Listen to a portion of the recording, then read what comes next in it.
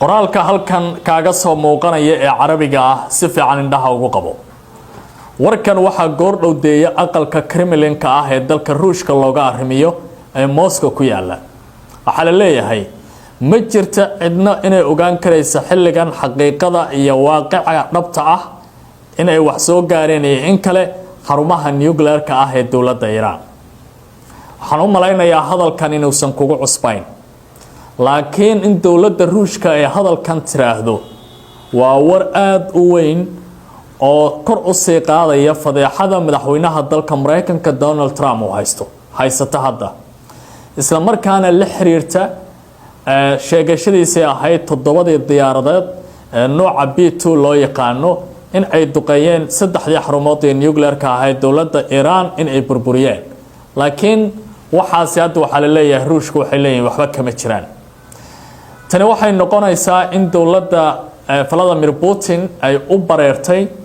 in ay si toos ah dagaalka warbaahinta ugu soo biirto iyo waliba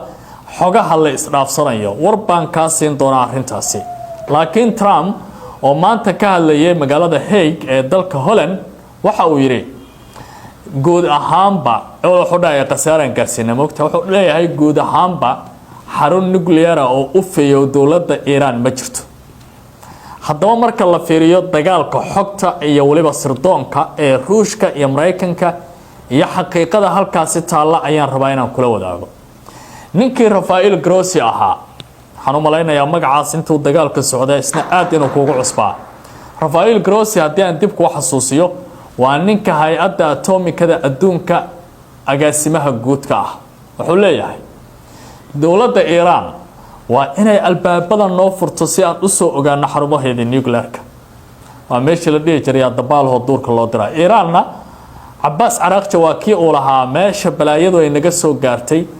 ee xogteena laga ogaaday ay dhibaatooyinka iyo duqeynta ay nooga socotay hay'adan ayaa qaab sirdoon u shaqeynaysa oo leeyahay. markan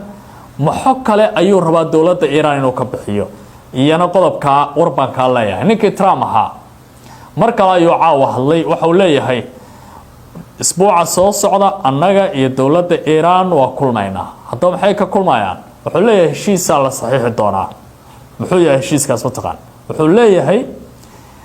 Iran waxay ka tanaasulaysaa samaysashada hubka nuclear-ka. oo haddii ay ka tanaasulayso ma saynisyahanada ka dhiman lahaa, ma askartaas faraha badanaa ka dhiman lahaa ee ninkii ugu dambeeyay caawa barnaamijka waraad ku daawanaysa inay geeriyooday ee Qaatil Ambiya haystay. Iran waxaas ma ka suura galaan mase Trump waxa uu sameynayaa hadallo jahwareerina. qodobadaas iyo waliba xogihii ugu dambeeyay diblomaasiyadda iyo siyaasadda bariga dhexe ayaan kula wadaagayaa. waa muuqaalka saddexaad oo aynu ku kulmayno maanta ama caawa oo ay taariikhdu tahay 25 June sanadka 2025. Cabdicasiis Barrow ayaan ahay akhyaaray, soo dhawaada meel kasta oo aad joogtaan. aan ku horeeyo dalka Ruushka. dawladda Ruushka markan waxay u muuqataa inay kabaha la gashanayso madaxweynaha dalka Mareykanka Donald Trump. Dmitry Peskov ninka la yiraahdo oo afayeenka aqalka Kremlin-ka ee dalka Ruushka la yiraahdo. aqalka cad ee Mareykanka waa maqashay Soomaa. aqalka Kremlin-ka ee Ruushkana waa aqalka Vladimir Putin uu ku shaqeeyay ee u dhigma aqalka cad ee Mareykanka ee siyaasadda Ruushka laga jaangooyo. ninkaas oo afayeenka aqalkaas ayaa hadlay. martabad ahaan gurigaasi inaad afayeen ka noqoto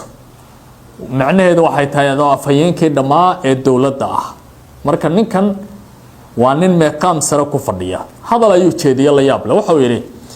ma jirto cidna inay xilligan heli karayso arrimaha saxda ah ee ilaa iyo hadda la xiriira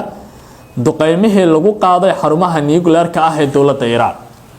hadalka markii uu sheegay ayaa durbaba warbaahinta adduunka waxay bilaabeen in dib loogu laabto Mareykanka hadaladii ay sheegayeen maalmihii la soo dhaafay. Defense oo madaxweyne ku-xigeenka Mareykanka ah iyo madaxweynaha dalka Mareykanka Donald Trump maalmahan wax kale kama sheekeynayn.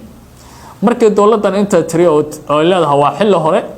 mana jiraan qasaare la ogaan karo. Iran ay kaliya ayaa wax og, xogaha sirdoonka ayaa la raadinayaa, yaan la degdegin. markii hadalkan sheegtay ayaa ninkii Trump ahaa maanta shir jirayd wuxuu ku qabtay Hague oo Holland ah oo ay gaashaanbuurta NATO isugu imaanayeen. halkan waxaa ka ogaan kartaa marka lagu leeyahay information is a power waa sax in xogtu ay tahay awood halkana ku ogaan kartaa Trump waayadii ugu dambeysay xalay waxa hadlay muqaabaraadka Mareykanka oo dhaxayay nuclearka Iran waxba ma gaarin wax dhibaato ah meesha kama dhicin inta ayad ogeeyeen Soomaa marka Trump waa yasay hay'adaas wuxuu leeyahay ana og ayaga wax uma ogeyn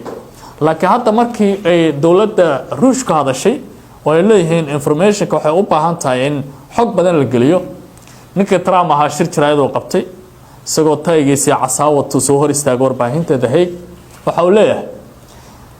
أول واحد اللي لها قسارة قارة صوما حقت وقدم بيروش كما هيانا أنا هاي إيجاد جيست وده كم عوشة كم تقان عليه جود أهم با حرمه فرضه يولي بأسفهان نتنزي وحسد حذي حرمات اللي دقيين نيوكلير كعرضات دقة على جنجة وحكبت بعد ومتشران ولي بقى عقب كي قطرت هانا أنا إذا أقول كو عاصني أو بمبوين كنا بعاصي ورشد ضمبو نيوكلير ولا جشة كيوم معنا له oo Iran haysan ma jiraan odaga horta warkaas oo keenay marka waxa muuqata hadda hadii saaxadii dagaalka ee bariga dhexe heshiisku meel gaar ah laga gaaray oo maalmaha soo socda ay tahay in la wada hadlo hadda information ka lagu dagaalamaya qubarada arrimaha dagaalka ka faaloonaysa ee bariga dhexe ayna waxay leeyihiin aan dhahna maxaa gaaray laakiin yeenan oran maxaa ma la burburiyay